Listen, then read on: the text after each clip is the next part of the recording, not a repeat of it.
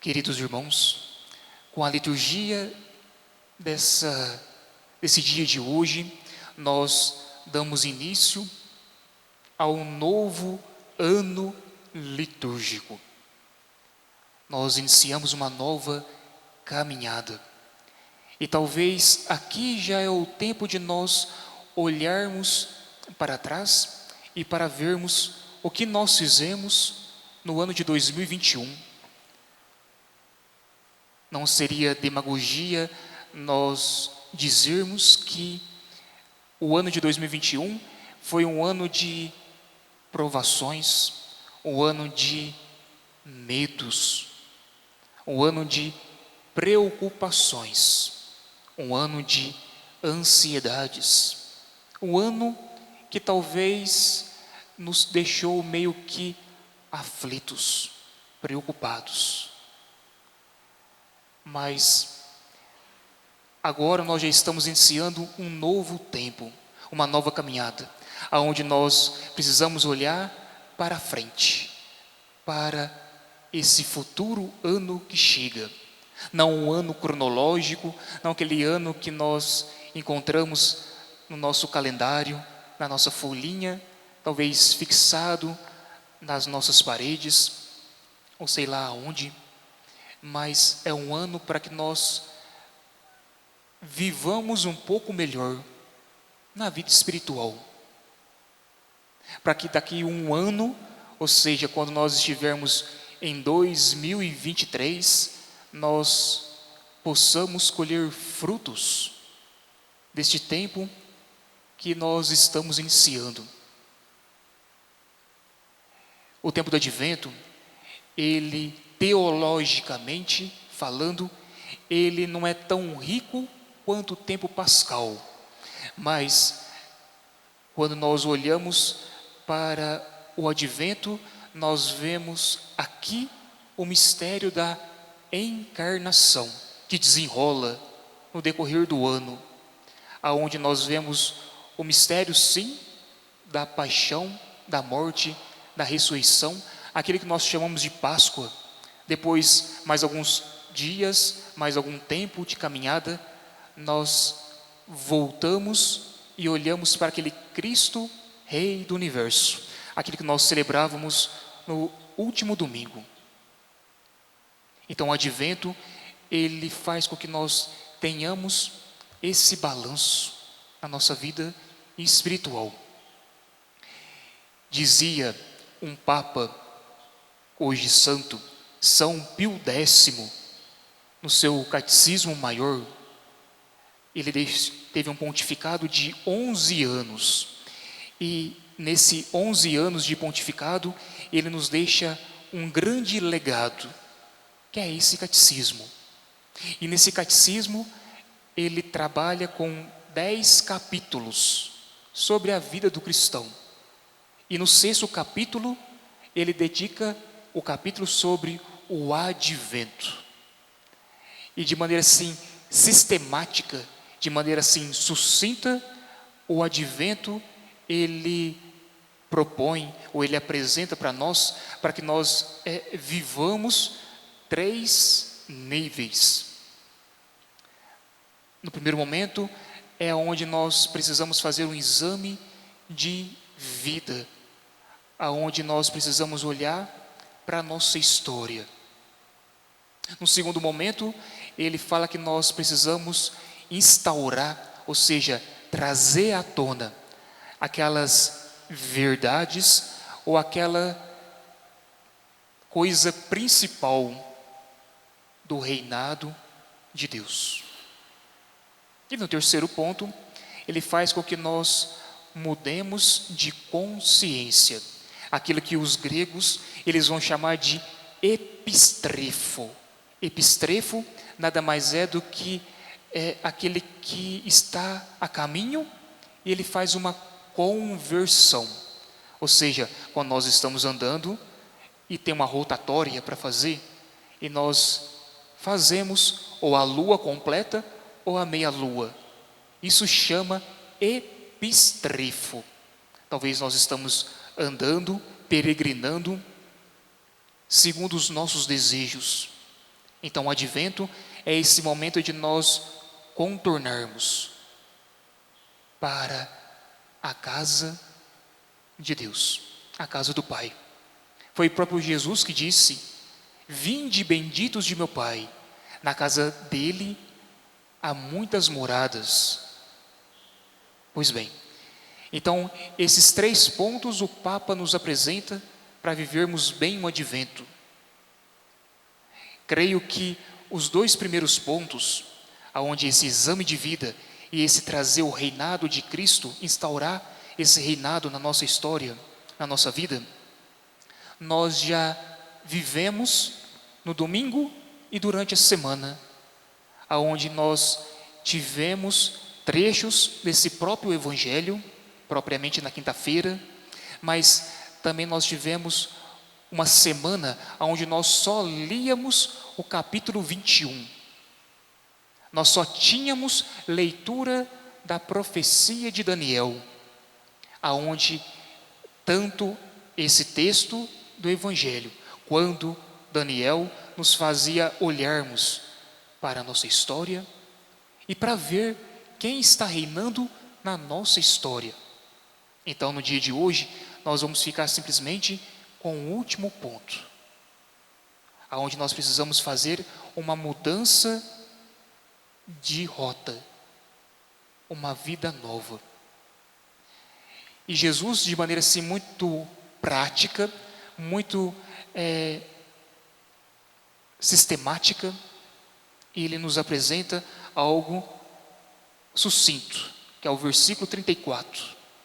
Ele diz: cuidado com os vossos corações, não fiqueis insensíveis por causa da gula e da embriaguez. No primeiro momento. E no segundo momento, não fiqueis insensíveis pela preocupação.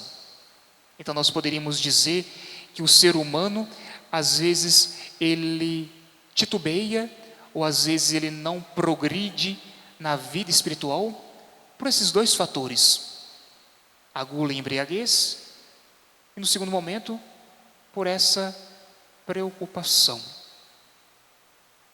Olhemos simplesmente, agora, nesse primeiro momento, para a gula e embriaguez. Orígenes, um grande teólogo da igreja, ele vai olhar para esse versículo e vai dizer que sim, é a gula, não simplesmente a gula do estômago, mas a gula dos olhos, a gula do ouvido, ou seja, aonde eu quero estar por dentro de tudo que está acontecendo, aonde eu quero estar afim daquela piada, ou daquela fofoca, daquela situação que está acontecendo. Então talvez eu procuro e talvez eu escuto de maneira demasiada. E aonde essa gula, seja do estômago, seja simplesmente dos olhos ou do ouvido, ela não faz com que eu cresça para os céus, mas ela faz com que eu fique estagnado aonde eu estou. Eu não progrido. E lembremos-nos, quando Deus nos fez, nós tínhamos e temos uma finalidade, um objetivo. Deus não nos colocou no mundo simplesmente para que nós passássemos o tempo, para que nós fôssemos felizes, simplesmente. Mas Ele tinha um objetivo, Ele tem um objetivo na nossa história. Mas Orígenes olha para esse versículo não simplesmente como gula e embriaguez. Ele olha para o texto no original. E no texto original está a palavra, em vez de gula, está crapita. Crapita vem daquele nosso português de crápula. que é um crápula? É aquilo que me dá náusea, enjoo. Ou seja, às vezes nós usamos uma droga, não é droga de droga, né? Não é droga ilícita, é droga lícita. Às vezes nós comemos, às vezes nós bebemos e às vezes nós damos luxúria aos nossos prazeres.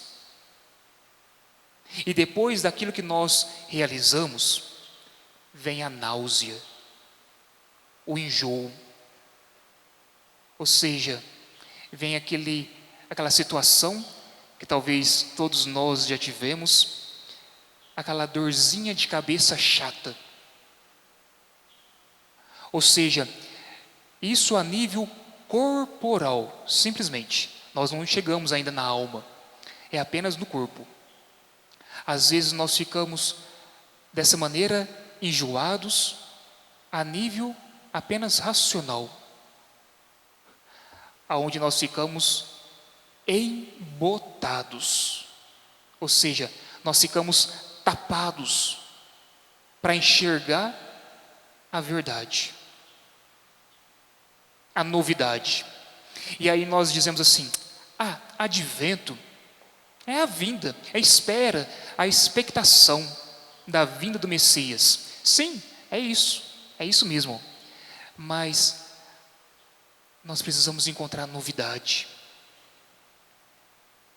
E talvez nós estamos tão embotados que nós não encontramos essa verdade, essa novidade. Ou seja, quando eu me drogo, novamente eu vou dizer, quando eu como de maneira exagerada, eu bebo de maneira exagerada, aquele prazer que eu tenho, ele não se repete. Então, na próxima vez que eu vou comer, ou que eu vou beber, ou eu vou me drogar, propriamente a palavra, eu preciso de uma dose muito maior, porque aquela sensação que eu tive na primeira vez, ela não se repete. Então, quando eu mais como, mais eu preciso comer. Quando eu mais bebo, mais eu preciso beber. Quando eu drogo, mais eu preciso ficar drogado. Nem se isso for trazer overdose. Não importa, eu não estou preocupado com isso. Eu estou preocupado em sentir bem. Ora, se isso acontece no nosso corpo, no nosso físico, no nosso ser animal, o que não dirá no nosso espiritual? Só que o espiritual, ele tem um outro nome.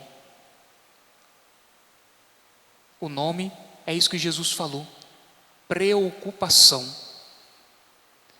Notem que quando um cavalinho está com fome, ele vai no pasto, ele come o capim e fica saciado. E tudo bem. Se o seu gatinho está com sede, ele vai até na vasilhinha de água ou do leitinho, ele toma a água, o leitinho e pronto. Mas acontece que o ser humano, ele tem uma sede e uma fome insaciável. Ele come, ele bebe, ele sente prazer por instinto, ou seja, por vontade, porque é gostoso, é prazeroso, é bom ser assim.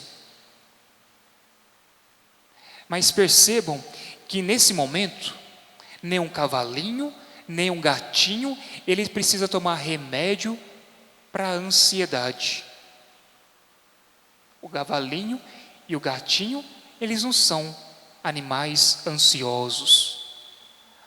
Todo animal, do passarinho, ou melhor, da borboleta até a águia, eles não são ansiosos, porque eles não têm alma.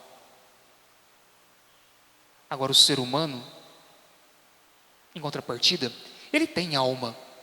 Então, o ser humano, ele fica ansioso, porque o ser humano, ele quer encontrar a felicidade. E quando ele se depara que ele é um ser finito, que ele tem começo, meio, desenvolvimento e fim, ele se desespera, ele se angustia, ele se agita, ele se preocupa. Por isso que Jesus, numa outra passagem, ele dizia: Marta, Marta, tu te agitas e te quietas com muitas coisas. Uma só é importante, e Maria escolheu a melhor parte. Por isso que Jesus termina o seu evangelho dizendo: ficai atentos e orai. É a virtude que Maria escolheu. Ela ficou aos pés do seu Senhor, contemplando-o, adorando-o. Ela não preocupou com a gula e nem com a bebida. Ela se preocupou em adorá-lo. É isso que Jesus espera que nós tenhamos nesse advento. Se nós olharmos para a história da sociedade, nós veremos que nós tivemos grandes homens, grandes personagens, que não contribuiu a nada para a nossa vida. E, contanto, eles são sempre lembrados. Tipo, depois vocês pesquisam para vocês verem, né? René Descartes, lá na Revolução Francesa, Descartes, ele pregou aquela questão de procurar a verdade, mas procurar a verdade através de um método chamado cartesiano, ou seja, numérico, através dos números. Não obstante, veio Kant, Immanuel Kant, um grande filósofo, ateu até mandar parar. Esse grande filósofo é tido como o pai das luzes, aonde ele dizia que nós não podemos conhecer a verdade. Depois, muitos filósofos vieram. Por último, veio Freud, aonde não existe moral, tudo é permitido, nada pode ser constrangido, tudo é libido, nós não podemos nos coagir, nós precisamos agir, simplesmente. Mas esses homens, eles não contribuíram para a nossa fé. Muito pelo contrário. Eles naufragaram na fé. E homens tipo Santo Tomás de Aquino, Santo Afonso de Maria Ligório, Santo Agostinho, são homens que não são nem lembrados. São homens que têm um pensamento difícil, então a sociedade moderna prefere nem cogitar, nem trazer à tona. Mas foram esses homens que nos mostraram o caminho para os céus, pois eles ficaram atentos e orantes. E por isso hoje eles estão com Deus. Que também nós, nesse início do advento, nessa preparação, olhemos não para aquilo que a sociedade nos prega, olhemos para aquilo que a igreja nos apresenta, porque Ele vem, Ele está chegando. Essas 4 semanas é para que nós nos preparemos para a sua vinda. Sim, Ele já veio, mas Ele virá com novidade. Estejamos, portanto, preparados para a sua chegada. Glória ao Pai, ao Filho e ao Espírito Santo,